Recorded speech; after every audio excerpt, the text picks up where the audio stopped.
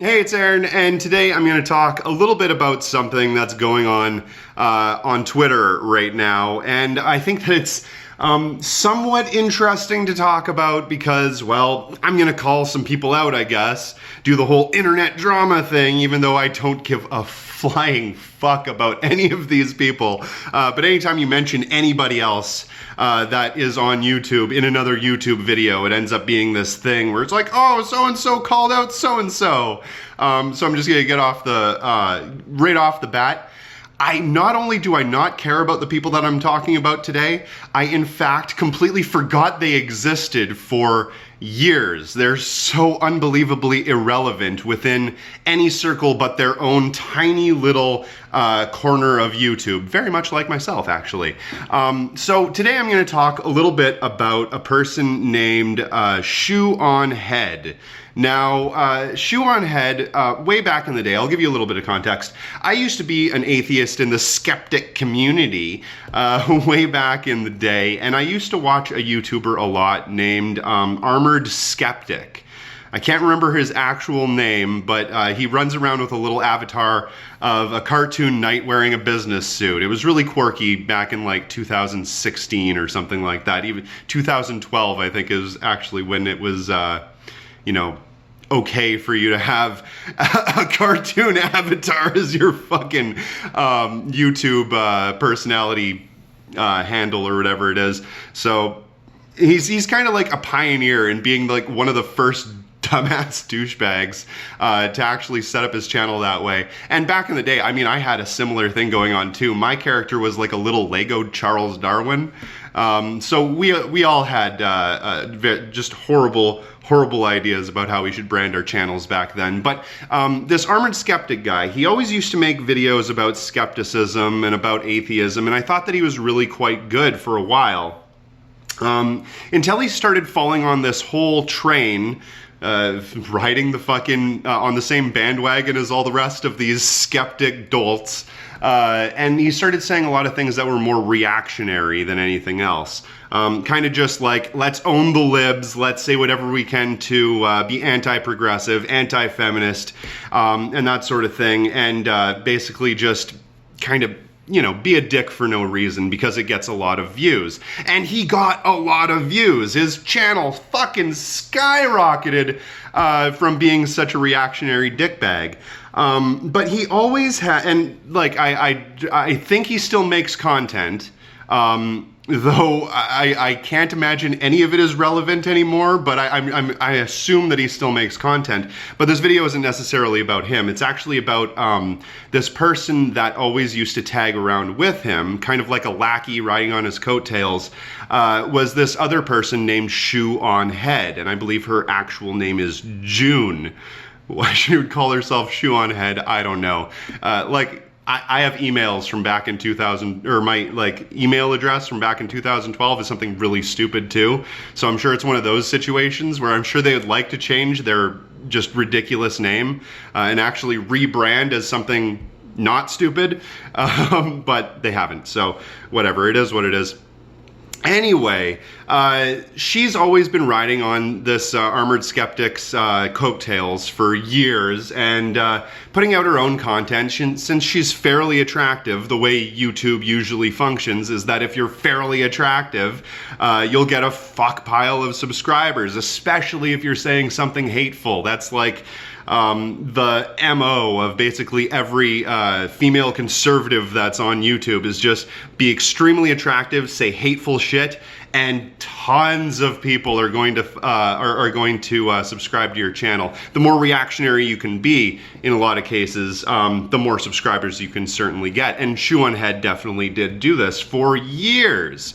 In fact, I would say that she is personally responsible for marching hundreds, if not thousands, possibly even tens of thousands of people directly into the hands of reactionaries, alt-right figures, and yes, eventually even neo-Nazis at some point. That isn't to say that she's a reactionary figure necessarily. That isn't to say that she was alt-right or that she was conservative either, even.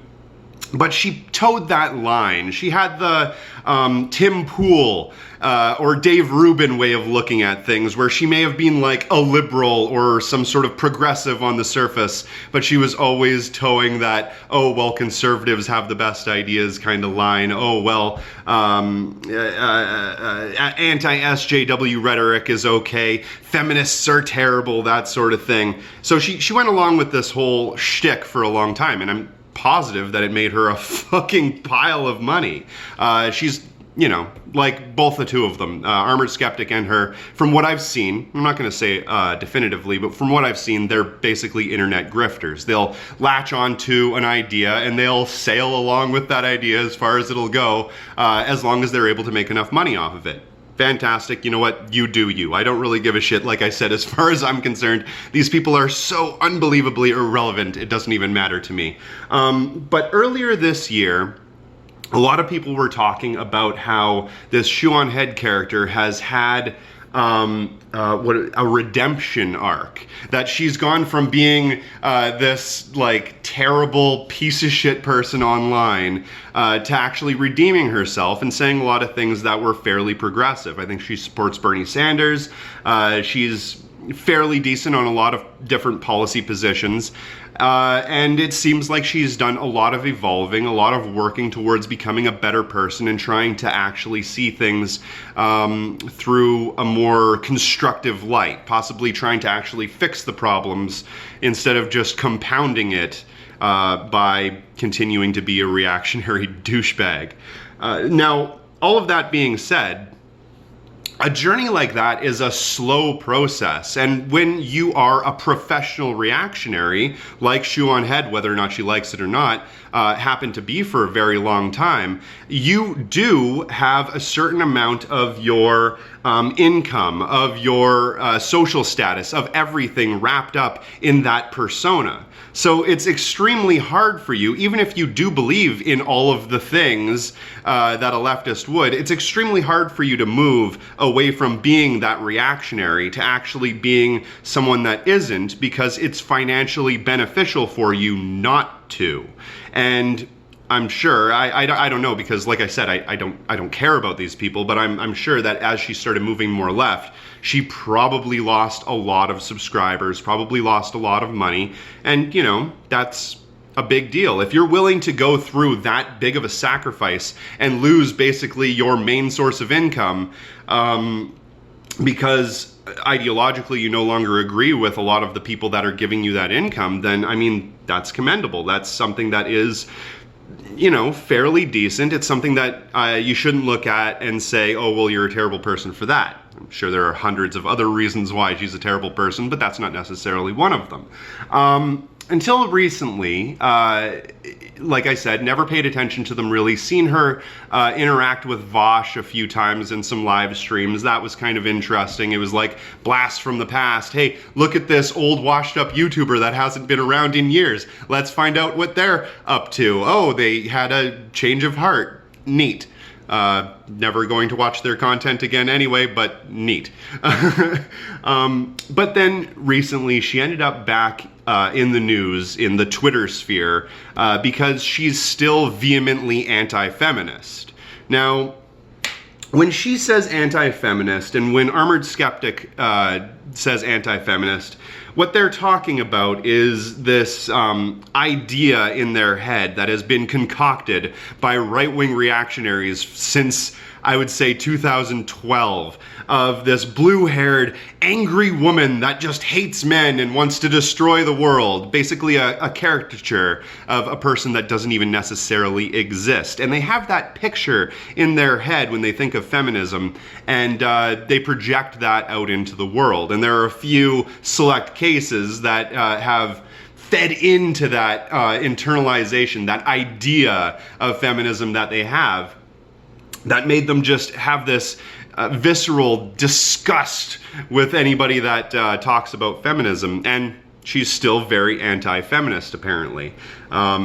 which, you know, if you know anything about feminism, if you know anything about leftism, is probably the worst possible position to have, because it just shows that you have no ability to think on your own, that you follow just 100% with the hype train of the anti-SJW crowd, and you are absolutely unwilling to actually look at real facts, real data, and instead choose to pick cherry-picked arguments or cherry-picked examples of where certain select individuals, usually young people, high school or college students, are doing something that might be a little bit cringy, and it makes you feel weird, so you hate them for it, even though that completely disregards all of the many years and decades even of feminist struggle that has gone on to actually get people like June in the position where she can do things like vote or not be, you know, left inside the kitchen barefoot and pregnant. Like, she that's the sort of thing. And if you asked her, I'm sure, or Skeptic, about those specific things, hey, what do you think of women's suffrage? They aren't against it necessarily. They're against that idea, that blue-haired feminist. Oh, so mad. Oh, SJW. You know, a meme that hasn't existed. They're angry about a meme that hasn't existed since 2016. Really pathetic, really sad. But everybody's upset about this online right now. So I don't really give a shit what June thinks. I don't give a shit what Armored Skeptic thinks. I don't give a shit what any of them think. But what does one thing that I do care at least the smallest little bit about is their audience. And both the two of them have an incredibly large audience. And even though they might not give the best answers to certain things, maybe a lot of the time they are way more reactionary than they need to be, at least pushing a certain percentage of their audience a little bit left is doing something. It is actually helping at least a small amount. And we have to realize that the left isn't a social club. I've never liked Chew on Head. I in fact think that she is fucking terrible. But, you know, it is what it is. She's a person, she has her opinions, she can say whatever she wants, and if she's doing a small amount to actually move people to the left, I think that that is important. But here's my problem with her, right? Is that she's always been kind of this person that rides coattails, that follows trends, that just wants to be liked by the mass majority of people. So if she still sees that the majority of her audience is vehemently anti-feminist, well, she's going to make the same kind of rhetoric saying bad things about feminism. Same thing with Armored Skeptic, same thing with anybody who is, like I say, a professional reactionary that make money off of this YouTube game. So that's basically the way it works. So like I was saying, I don't really care about Shoe on Head. If you fucking hate her, great. If you fucking love her, I don't really give a shit. But like I was saying, the left isn't a social club. The left isn't like your personal little safe space. There are going to be people that are in the left that are going to be saying and doing things that you don't appreciate, that you don't enjoy. And that's going to be a constant throughout everything in all of human society. We don't have to be best friends with everybody that we're teamed up with. We just have to make sure that we're fighting for the same causes.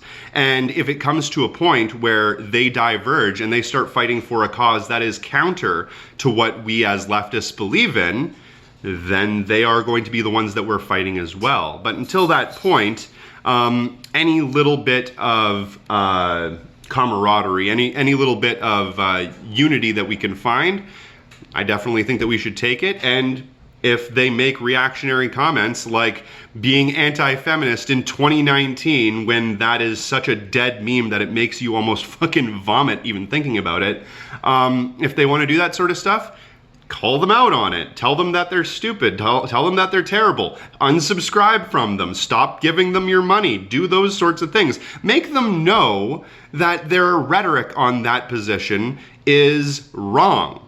And that's the best thing that we can possibly do. And if you don't like watching their content, don't watch their content. If you do like watching their content, watch their content and be extremely skeptical of them. and critical of what they say. I think that's what everybody should do. So that's my little rant on the bit of Twitter drama that's going on. Not coming in here defending anybody, not coming in here and attacking anybody. But I am going to say that, like, we have to be thinking for ourselves here, and we have to take the benefits when we can get them, and rail against the sacrifices when we have to. So thank you very much for watching. If you get a chance, check out my Patreon. Every dollar helps fund the show, and have a good day.